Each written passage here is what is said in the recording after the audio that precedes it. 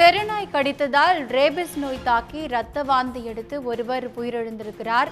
இதுகுறித்து மேலும் விவரங்களை வழங்குவதற்காக இணைகிறார் செய்தியாளர் விஜய் பிரபாகரன். விவரம் என்ன? கிருஷ்ணகிரி மாவட்டம் அஞ்சட்டி அருகே நாற்றம்பாளையம் கிராமத்தை சேர்ந்தவர் மல்லப்பா. 50 வயதான இவர் கூலி வேலை செய்து வருகிறார்.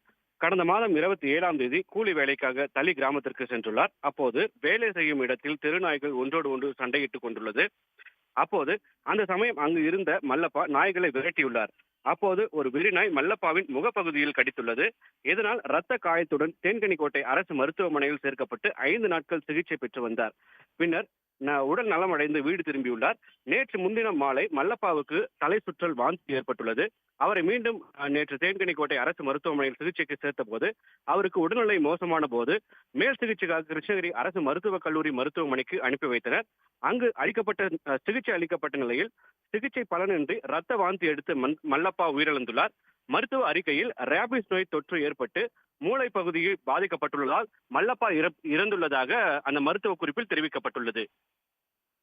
விஜய பிரபாகரன், உங்கள் கூடுதல் விவரங்களுக்கு நன்றி.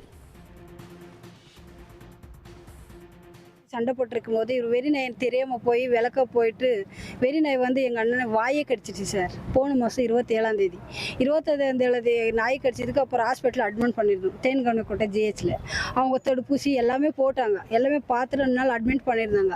அப்புறம் திரும்ப 3 நாள் வந்து ஊசி போட்டுக்க சொன்னாங்க. ஊசி போட்டதுனால கொஞ்சம் நல்லா ஆயிட்டார். நல்லா ஆயிட்டு மேலே நல்லா இருக்குது போங்கன்ட்டு வீட்டுக்கு அனுப்பிட்டார். வீட்டுக்கு அனுப்புது பின்னாடி நேற்று காலையில் ரொம்ப ரியாக்ஷன் ஜாஸ்தி ஆயிடுச்சு. டாக்டர் நேரில் போய் கேட்டேன், சார் எங்கள் அண்ணாவுக்கு என்ன ஆச்சுன்ட்டு. அம்மா உங்கள் அண்ணாவுக்கு வந்து மூளையில் கேடுச்சு, வாய் கடிச்சதுனால அதிகமாக மூளைக்கு பாதிக்கப்பட்டுருச்சு, எங்களால் காப்பாற்ற முடியாது, நாங்கள் எவ்வளோ பண்ணாலும் சார் நாங்கள் வீட்டுக்கு அழைச்சிட்டு போகலாமன்றதுக்கு அப்படிலாம் கொடுக்க முடியாது, நாங்கள் காப்பாற்றவும் முடியாது, நாங்கள் இவ்வளோ தலைக்கேறிச்சம்மான்னு சொன்னார். சார் எப்படி என்ன பண்ணுங்கம்மா, இப்போ தான் ஊசி போட்டு வந்தேன், எங்களால் காப்பாற்ற முடியாதுன்ட்டு. எவ்வளோ இப்படி இருந்தால் காப்பாற்ற பழகவே முடியாதுன்னு சொல்லிட்டார். அப்புறம் அப்படி சொல்லிட்டு வந்து நாங்கள் எங்கள் அண்ணாக்கிட்ட அண்ணான்னு இப்படி தூரத்தில் இருந்து பார்த்தேன், உயிர் போயிடுச்சு சார். எங்கள் அண்ணாக்கு உயிர் போயிடுச்சு.